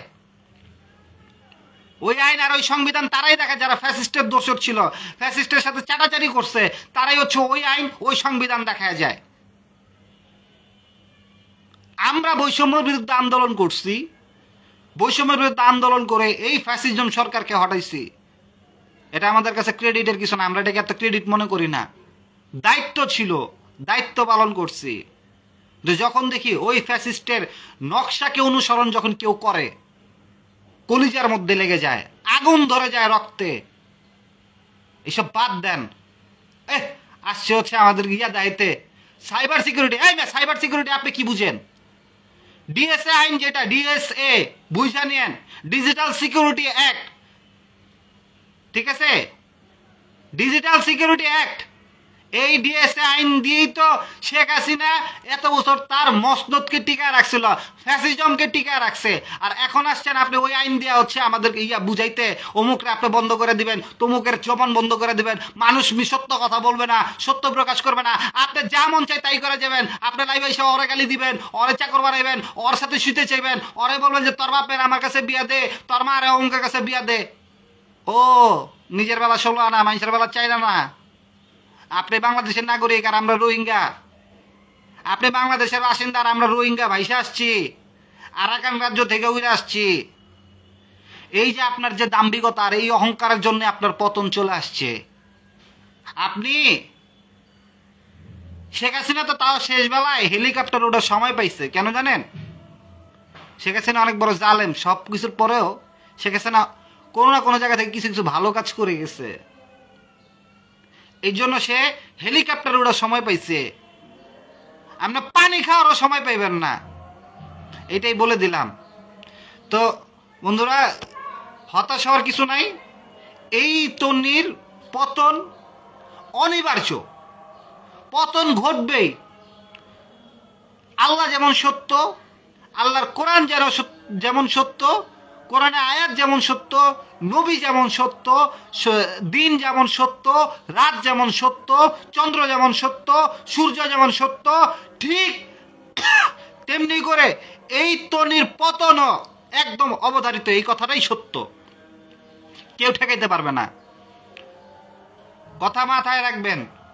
এত চটং করেন না, যারে তারে হলুদ সাংবাদিক ট্যাগ দিয়েন না, যারে তারে মনে করেন যে ওই যে যারে তারা রাজাকার ডাকতে একজন গেছে না দিল্লির মামুর কোলে যে পইরা রইছে, আপনার রাসেল চোরার কোলে গিয়েও ঠাই পাইবেন না। কারণ ওই ফ্যাসিস্টের ভাতার তো তাও একটা দেশের প্রধানমন্ত্রী, আর আপনার ভাতার তো চোর। আপনার ভাতার হইলো চোর, আপনার ভাতার হইলো দালাল, আপনার ভাতার হইলো ওই মাগির দালাল। সরি মাইন্ড, মানে আমার ল্যাঙ্গুয়েজের জন্য, কিন্তু আমি বলে দিচ্ছি আপনার ভাতার হলো দালাল। আপনি কোন জায়গায় যা ঠাই পাবেন? শেখ হাসিনা তো তাও তার ভাতার যেটা ওইটা ইন্ডিয়ার প্রধানমন্ত্রী নরেন্দ্র মোদী, তার কোলে যা ঠাই পাইছে, আপনি তো এটাও পাবেন না। আপনার লন্ডন কমিউনিটিতে যে বাঙালি আছে, বাঙালির জুতার বাড়ি খাইতে খাইতে আপনি শেষ হয়ে যাবেন। দেখেন নাই লন্ডন কমিউনিটির বাঙালির জুতার বাড়ি? দেখেন নাই আপনি? এটাই মাথায় রাখেন, এত অহংকার দেখায়েন না। অহংকার আল্লাহ তাআলার গায়ের চাদর, টান দিবেন না, ধ্বংস অনিবার্য হয়ে গেছে আপনার জন্য। সুতরাং একটা কথাই বলে যেতেছি বারবার, যারা মনে করতেছেন যে এই যে তনি এত লাফালাফি করতেছে, হ্যাঁ তনির কিচ্ছু হচ্ছে না, না, তনির ধ্বংস সেই দিন থেকে শুরু হয়ে গেছে যেই দিন থেকে আকাশ টিভির এক একটা তার এলিগেশন গুলা প্রকাশ করতেছে, আর তার এগেনস্টে একটা সময় যখন দলিল দিচ্ছে, এরপরে যখন সেটাকে স্বীকার করতেছে তনি, তখন থেকে হচ্ছে তনির ধ্বংস শুরু হয়ে গেছে। তনির ধ্বংস যদি শুরু নাই হইতো তাহলে শোয়েব ভাই কিভাবে আসলো লাইভে? এতদিন এই সত্যগুলা তো লুকাইত ছিল, এখন কিভাবে সামনে আসতেছে? এটাই তনির ধ্বংস। কিন্তু পরিণতি ইনশাল্লাহ আপনারা দেখবেন, অপেক্ষা করতে থাকেন, অপেক্ষা করতে থাকেন, অপেক্ষা করতে থাকেন, অবশ্যই দেখতে পারবেন এর পরিণতি। ভয়াবহ পরিণতি হবে। ফেরাউন টিকতে পারে নাই, নমরুদ টিকতে পারে নাই, এই তনিদের মতো জালেমরাও টিকতে পারবে না। কত বড় জঘন্য মন মানসিকতার, কত বড় জঘন্য তার ব্যবহার। একটা মেয়ের বাবাকে নিয়ে এসে বলতেছে তার নাকি ব্যাক টাচ করে। আরে তার বাবা যদি তার ব্যাক টাচ করে, এতদিন আপনি কেন এই লেগিশন নিয়ে আপনি আইনি পদক্ষেপ নিলেন না?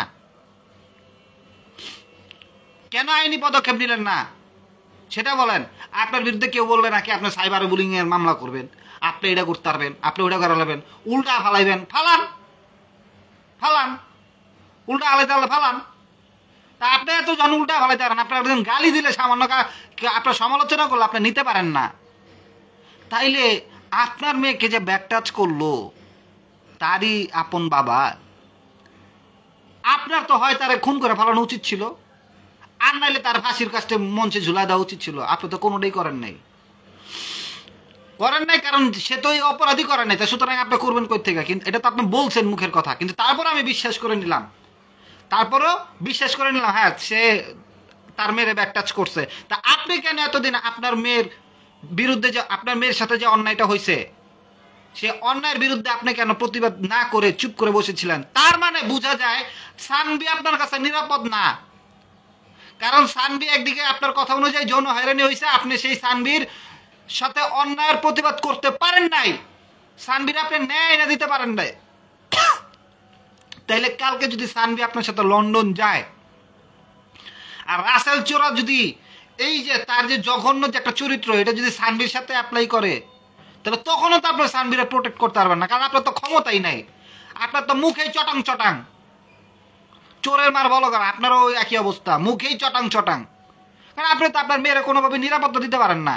আপনার মেয়ের নাকি আপনার মেয়ের বাবা ব্যাক টাচ করে, তো এতদিন আপনি চুপ ছিলেন, এতদিন আপনি সেই অন্যায় থেকে তার ন্যায় পাওয়া দিতে পারেন না, ইনসাফ দিতে পারেন নাই। তাহলে সেই জায়গায় আপনি আপনার এই মেয়ের নিয়ে রাসেল চোরা, যার নামে আগেই মামলা আছে, যে আগেই হচ্ছে দোষী সাব্যস্ত, এরকম নারী কেলেঙ্কারি, এরকম হচ্ছে যৌন হয়রানি করে, তো তার কাছে আপনি নিয়ে যেতেছেন। সে আপনার মেয়ের যখন কিছু করবে, রেপ করবে, যাই করবে, তখন তো আপনিও তো তার আপনার মেয়ের নিরাপত্তা দিতে পারবেন না, আপনার মেয়ের আপনি নিরাপত্তা দিতে পারবেন না। এই যে আপনি যে একটা ফটং ফটং ফটং ফটং কথা বলেন না, ঠিক আছে, এই কথা দিয়ে আপনি নিজেই জড়ায় যান, আপনি কথার মার পেছনে আপনি নিজেই পড়ে যান, আপনার কথাতে আপনি নিজেই ধরা খান। এবং এটা কেন হয় জানেন? এটা আল্লাহ আপনারা ধরা খাওয়ায় দেয়। এটাই পতন। পতন কারে বলে? পতন কি ঘন্টা বাজতে থাকে? পতন কি মানে সাইনবোর্ড উঠে পতন? পতন পতন এটাই। পতনে কিছু সিমটম আছে, পতনের সিম্বল আছে, দেখলেই বোঝা যায়। ছোট্ট একটা কথা বলা আজকের মতো শেষ করে দিব। পতন দেখলেই বোঝা যায়। পতন হওয়ার আগে মানুষ অনেক লাফালাফি করে, অনেক ঝাপাঝাপি করে, অনেক অন্যায় করে, করতে করতে ঠাস করে একটা ভুল করার সাথে সাথে মনে করেন যে শেষ। হাসিনা অনেক কিছু করতেছে করতেছে করতেছে, সর্বশেষ এক কথা খালি বলছে, ও মুক্তিযোদ্ধার নাতিরা পাবে নাকি রাজাকারের নাতি, রাজাকারের বাচ্চারা পাবে চাকরি? এই এক কথা উঠে গেল, তুমি কি আমি কে, রাজাকার রাজাকার। এই রাজাকার দিয়ে দেশ স্বাধীন হয়ে গেল আর হাসিনা পলাইলো। এটাই, যাদের কাছে এত বছর রাজাকার ডাকছে তারা একজনও পাকিস্তান যায় নাই। আর যে নিজের সারা জীবন দেশপ্রেমিক চাপাবাজি করে গেছে, ওই দিল্লি যা পলা রইছে। আপনিও তো তাই। আর আপনি তাই হবেন না কেন? আপনার সাথে তো রাষ্ট্রপতির একটা ব্লাডের একটা ইয়া চলে আসছে না, কারণ তুহিন আপনার প্রিয়তম। আপনি তুহিনের সাথে কি করছেন সবই জানি। তুহিনের সাথে যোগাযোগ থাকলে আমি কায়েস বাহাদুর, একটু বইলা দেখেন। আমি কায়েস বাহাদুর কে জিজ্ঞেস করেন তুহিন রে ফোন, আপনার সাথে 2 দিনে যোগাযোগ হয়, আপনি একটু ফোন দিয়ে জিজ্ঞেস করেন, এই কায়েস বাহাদুর কে চিনো, কয়া দিব না আমি কে। ঠিক আছে? খালি আমি কে এটা কইব না, আমার বাপ কে, আমার মা কে, আমার ঘরে কি আছে না আছে সবই কয়া দিব। ভালো করে জানে, এখনো বুঝেন নাই পতন আপনার কোন দিক দিয়ে আসছে, আপনি এখনো বুঝেনি নাই। তো বন্ধুরা, এই জন্য শেষমেশ একটা কথা আপনাদেরকে বলে আজকের মতো লাইফটা শেষ করে দিব। সেটা হচ্ছে, সর্বপ্রথম তনির পতন চলে আসছে, এখানে হতাশ হওয়ার কিছু নাই। যারা এই যে তনির লাইফ দেখে চিন্তা করতেছেন যে তনি হচ্ছে লাফালাফি করতেছে, আবার বেড়ে গেছে, না, এটাই ওর পতন। শুধু এটার ফলাফলটা দেখবেন খুব শীঘ্রই ইনশাল্লাহ। দ্বিতীয় কথা হচ্ছে, আকাশ নিবিড় সম্পর্কে অনেকে অনেক কিছু জানেন না। আকাশ নিবিড়কে না আমি পার্সোনালি চিনি। আকাশ নিবিড় কিন্তু এত, মানে সবাই যেভাবে বলে হলুদ সাংবাদিক আনতেন, আকাশ নিবিড় কিন্তু এত বড় ওই হলুদ সাংবাদিক না, এত পইরা যাওয়ার মতো লোক না। আকাশ নিবিড়ে কিন্তু অনেক ঠেলা আছে, কারণ ও সবসময় সত্যকে অনুসরণ করে চলে। সত্যকে অনুসরণ করে চলতে বলতে হচ্ছে ও কখনো আপোষ করে না, আর ও যখন ধরে তখন ছাড় দেয় না। তা আকাশ নিবিড়ে এত কিছু বলার মতো ইয়ে নাই। আকাশ নিবিড় কিন্তু একজন এক্সেপশনাল। আর আকাশ নিবিড় যখন কারো নিয়ে নামে, আগে তার পুরো জন্মকুণ্ডলী তার হাতে থাকে, সম্পূর্ণ প্রমাণ থাকার পরে সে নামে, খেলতে নামে। বললাম না 130 পৃষ্ঠার মধ্যে অলরেডি 6টা দিছে, এখনো কিন্তু 124টা বাকি আছে। এই 6টাতেই মনে করেন তনির মাথা মুথা নষ্ট হয়ে যেতেছে। সুতরাং সবাই আমাদের পাশে থাকবেন, আকাশ নিবিড়ের পাশে থাকবেন, সাপোর্ট করবেন, আর অবশ্যই অন্যায় প্রতিবাদ করেন। ইনশাল্লাহ আমরা একসাথে এই জঘন্য একজন মন মানসিকতা, জঘন্য একজন মানুষের পতন আমরা অবশ্যই দেখব। তো আজকের মতো আমার লাইফটা এখানে শেষ করছি। ইনশাল্লাহ আবার কথা হবে অন্য কোনো লাইভে। সেই পর্যন্ত সবাই ভালো থাকবেন, আমাদের জন্য বেশি থেকে বেশি দোয়া করবেন। আমরা যেন যেই সত্য সন্ধানের পথে কাজ করছি, এটা যেন আমরা সফল হতে পারি। ধন্যবাদ সবাইকে।